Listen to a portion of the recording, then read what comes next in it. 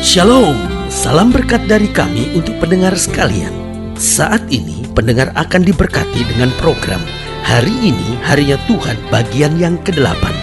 Sebuah program rohani tentang doktrin Alkitab yang menolong kita untuk semakin tertanam dalam kebenaran firman dan bertumbuh dalam kemuliaan. Bersama hambanya, Pendeta Gilbert Lumendo, STH. Banyak orang merasa doktrin Alkitab sebagai sesuatu yang membingungkan. Tetapi tahukah saudara bahwa doktrin Alkitab intinya adalah memahami Alkitab dengan benar, dengan pemahaman yang sistematis, sehingga kita terus dapat tertanam di dalam kebenaran firman, sehingga kita terus bertumbuh di dalam kemuliaan Allah. Buka hati saudara sekalian untuk menerima berkat-berkat firman-Nya hari ini. Dunia ini bukan Firdaus. Apa artinya? Bahwa kita belum berada di sorga. Berarti dalam hidup ini kita pasti masih menghadapi masalah. Kita pasti masih menghadapi orang-orang yang mengecewakan, orang-orang yang mungkin memfitnah, orang-orang yang mungkin berbicara yang buruk, bahkan orang-orang yang merancangkan yang jahat.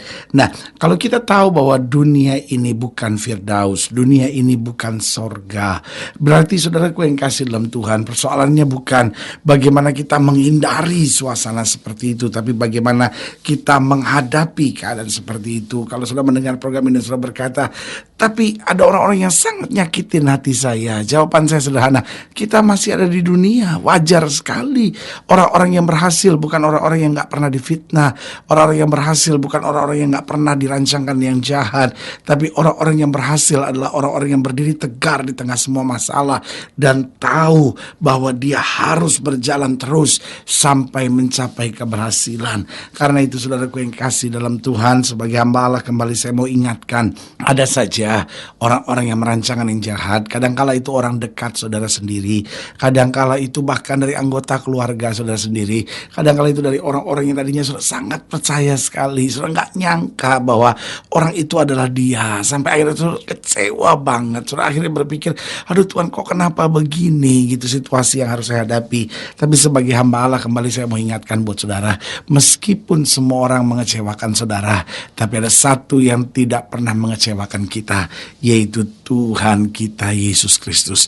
Dia mengasihi kita sehingga waktu kita ingat, iya ya, dunia ini bukan sorga, berarti saya berjalan terus bersama Yesus sampai saya berada di sorga, rumah Bapa yang kekal itu. Haleluya. Selamat datang dalam program kita Hari Ini Harinya Tuhan, sebuah program rohani yang tetap akan mengingatkan kita betapa pentingnya kita menjadikan firman Tuhan sebagai dasar keseharian hidup kita.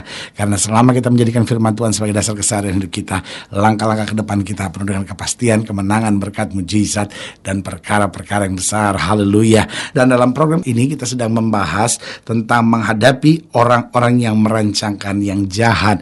Nah, orang-orang yang merancangkan yang jahat tidak selamanya di depan saudara kelihatannya jahat. Nah, karena dunia ini seperti selalu saya singgung bahwa penuh dengan orang-orang munafik yang kadang-kala di depan saudara kelihatannya rohani, yang di depan saudara kelihatannya baik, yang di depan saudara kelihatannya mendukung, tetapi belum tentu di belakang saudara. Dan itu yang saya sebut the real enemy. Seorang musuh bukan seorang yang mengerjakan hal-hal yang tidak saudara sukai. Kadang-kala ada orang-orang yang tegur saudara dengan keras, memberitahu kesalahan saudara dengan tegas. Kadang-kala kita anggap, oh dia memusuhi saya. Belum tentu, karena the real enemy bukan sekedar orang yang kita gak suka, tetapi the real enemy adalah orang yang sebetulnya merancangkan yang jahat buat kita. Kadang-kala di depan kita kelihatannya rohani, di depan kita kelihatannya baik, tapi orang seperti ini yang kita harus sangat hati-hati. Gak harus sudah benci, gak harus sudah dendam, karena Alkitab berkata, berdoalah bagi orang yang menganiaya kamu. Nah, tapi bagaimana menghadapi orang yang merancangkan yang jahat ini? Kalau kita lihat dalam Mazmur 83, ayat yang pertama sampai ayat yang ke-19, Mazmur 83, ayat yang pertama sampai ayat yang ke-19, demikian firman Tuhan. Doa mohon pertolongan melawan musuh. Mazmur Asaf, satu nyanyian. Ya Allah, janganlah engkau bungkam, janganlah berdiam diri, dan janganlah berpangku tangan ya Allah. Sebab sesungguhnya musuh-musuhmu ribut. Orang-orang yang membenci engkau meninggikan kepala. Mereka mengadakan permufakatan licik melawan umatmu. Dan mereka berunding untuk melawan orang-orang yang kau lindungi. Kata mereka, marilah kita lenyapkan mereka sebagai bangsa, sehingga nama Israel tidak diingat lagi. Nah, saudaraku yang kasih dalam Tuhan, hal seperti ini sampai hari ini masih dirancangkan. Ada orang yang berpikir bagaimana supaya Kristen tidak eksis lagi. Ada orang-orang yang merancangkan bagaimana supaya gereja nggak ada lagi. Ada orang-orang yang pikirkan bagaimana supaya orang Kristen nggak ada lagi di muka bumi. Nah, saudaraku yang kasih dalam Tuhan, sebagai hamba Allah, kembali saya mau ingatkan, kita hidup di zaman sekeras itu. Orang sedang berpikir bagaimana di daerah kami nggak ada gereja, bagaimana di daerah kami nggak ada orang Kristen. Tapi sebagai hamba Allah, kembali saya mau ingatkan, kita tetap tidak dipanggil untuk membenci siapapun. Kita tetap dipanggil untuk menjadi berkat, menabur kasih, membawa damai, menyatakan kemuliaan Kristus di tengah dunia. Sungguh mereka telah berunding dengan satu hati. Mereka telah mengadakan perjanjian melawan engkau. Penghuni kemah-kemah Edom dan orang Ismail, Moab dan orang Hagar, Gebal dan Ammon dan Amalek, Filistia beserta penduduk Tirus, juga Asyur telah bergabung dengan mereka menjadi kaki tangan Bani Lot. Perlakukan mereka seperti Midian, seperti Sisera, seperti Yabin dekat sungai Kison, yang sudah dipunahkan di Endor menjadi pupuk bagi tanah. Buatlah para pemuka mereka seperti Oreb dan Zeb, seperti Zeba dan Salmuna, semua pemimpin mereka yang berkata, marilah kita menduduki tempat-tempat kediaman Allah. Ya Allahku, buatlah mereka seperti dedak yang bertebangan, seperti jeram yang ditiup angin, seperti api yang membakar hutan, seperti nyala api yang menghanguskan gunung-gunung. Kejarlah mereka dengan badaimu, dan kejutkanlah mereka dengan puting beliungmu. Penuhilah muka mereka dengan kehinaan, supaya mereka mencari namamu ya Tuhan. Biarlah mereka mendapat malu dan terkejut selama-lamanya. Biarlah mereka tersipu-sipu dan binasa, supaya mereka tahu bahwa Engkau sajalah yang bernama Tuhan, yang maha tinggi atas seluruh bumi. Nah, saudaraku yang kasih dalam Tuhan, dalam ayat bacaan ini kita melihat bagaimana kita menghadapi orang-orang yang merancangkan yang jahat. Asaf adalah satu kondisi di mana umat Tuhan ingin dilenyapkan sama sekali, tempat-tempat ibadahnya ingin dilenyapkan sama sekali. Kita hidup di zaman seperti itu, di mana orang bakar gereja menganggap itu perbuatan ibadah, di mana orang meletakkan bom dalam gereja dan membunuh banyak orang dianggap sebagai sebuah prestasi yang dihargai oleh Tuhan. Sebagai hamba Allah, kembali saya mau ingatkan, bukankah itu satu kejahatan? Bukankah itu satu penghinaan? Karena saudaraku yang kasih dalam Tuhan, kalau Tuhan merancangkan pembunuhan, buat saya dia bukan Tuhan yang benar. Kalau Tuhan merancangkan untuk menghabisi nyawa orang lain, saya percaya itu bukan Tuhan, tetapi itu kejahatan. Sebagai hamba Allah, kembali saya mau ingatkan, Asaf mengajar kita bagaimana kita menghadapi orang-orang yang merancangkan yang jahat. Yang pertama, jangan ikut mengambil langkah yang jahat. Dari sini kita lihat Asaf tidak berpikir bagaimana dia membalas. Asaf tidak berpikir bagaimana dengan tangannya dia mengumpulkan pasukan lalu menyerang kembali orang-orang yang merancangkan yang jahat baginya. Tidak, tetapi yang dia pikirkan bagaimana nama Tuhan tetap dipermuliakan, bagaimana Tuhan tetap menyatakan kemuliaannya, bagaimana orang-orang yang tadinya merancangkan yang jahat akhirnya boleh mengakui kemuliaan Tuhan dan mengakui hanya Tuhan saja di muka bumi yang layak disembah. Jadi yang pertama, jangan ikut mengambil langkah-langkah yang jahat, karena selalu saya katakan membalas yang jahat dengan yang jahat sama-sama jahat. Berarti kalau kita membalas yang jahat dengan yang jahat, berarti saya juga melakukan perbuatan jahat.